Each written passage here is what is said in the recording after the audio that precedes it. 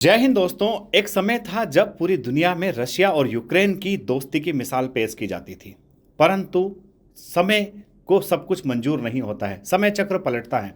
2014 में रशिया जो है यूक्रेन पर अटैक करता है और यूक्रेन के एक बहुत ही इंपॉर्टेंट हिस्से क्रीमिया पर कब्जा कर लेता है। बात यहीं ख़त्म नहीं होती है।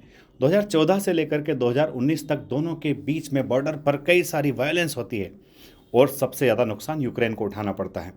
2019 में यूक्रेन में एक नए प्रेसिडेंट आते हैं, नाम है जेलेंस्की। जेलेंस्की रशिया के साथ में बातचीत करते हैं, कई सारे एग्रीमेंट भी करते हैं, बट रशिया को जेलेंस्की की वो सारी बातें पसंद नहीं आती हैं और रशिया जो है यूक्रेन पर अटैक कर देता है। दोस्तों, लगता है यूक्रेन को कि मैं नाटो का मेंबर अगर बन जाऊं तो शायद मेरी रक्षा हो सकती है। यही सोच रख करके जेलेंस्की उस टाइम के यूएसए के प्रेसिडेंट जो बाइडेन से रिक्वेस्ट करते हैं कि क्या आप मुझे नाटो का मेंबर बनाओगे।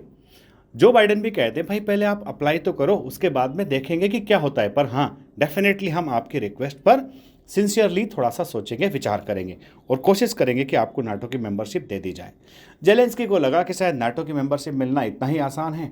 उन्होंने अपने तेवर बदल दिए, उन्होंने रशिया से बात करने का तरीका बदल दिया। रशिया बार बार इनको चेताता रहा कि भाई देखिए नाटो के मेंबर मत बनिए, अगर आप नाटो के मेंबर बनते हैं तो हम आप पर अटैक कर देंगे।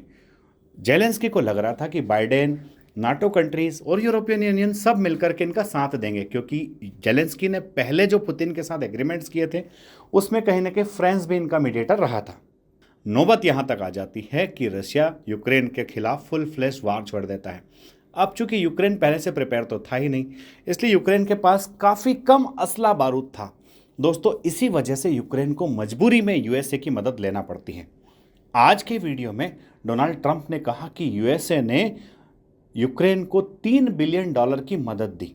अब दोस्तों, उस समय जेलेंस्की को ऐसा लग रहा था $3 बिलियन की मदद दी मतलब उतनी कीमत के लगभग हथियार यूएसए ने यूक्रेन को सप्लाई किए, तब जाकर के यूक्रेन इतना लंबा युद्ध रशिया के खिलाफ लड़ पाया।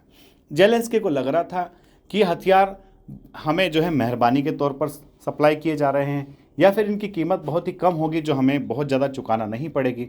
अब हुआ ये कि जो बाइडेन तो चुनाव हार गए, उनकी पार्टी तो चुनाव हार गई, कमला हैरिस राष्ट्रपति नहीं बन पाई और राष्ट्रपति बन गए डोनाल्ड ट्रंप, जिनकी नीति ही है अमेरिका फर्स्ट, कि भाई सबसे पहले अमेरिका होगा, सबसे पहले अमेरिका का व्यापार होगा और इसके बाद ही दूसरे देशों पर गौर किया जाएगा, दूसरे देशों के बारे में सोचा जाएगा।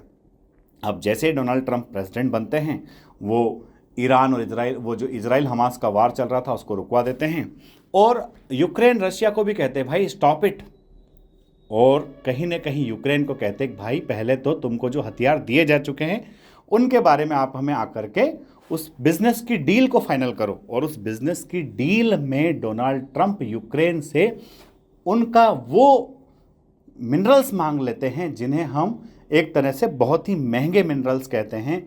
ऐसे मिनरल्स जिसमें टाइटेनियम शामिल है जो हवाई जहाज़ बनाने में काम आता है, ऐसे मिनरल्स जिसमें लिथियम शामिल है जो बैटरी बनाने में काम आता है, और साथ ही साथ यूरेनियम जो कि यूक्रेन का एक बहुत ही पावरफुल सोर्स है, यूक्रेन के पास काफ़ी मात्रा में मौजूद है। डोनाल्ड ट्रंप कहते हैं, जेलेंस्की व्हाइट हाउस पहुंच जाते हैं ये सारी डील पर बातचीत करने के लिए, परंतु हो उल्टा जाता है।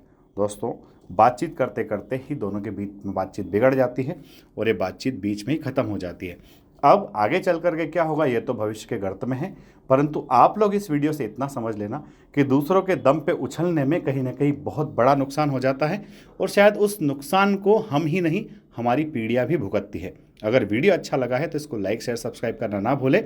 जय हिंद, जय भारत, इंकलाब जिंदाबाद, भारत माता की जय।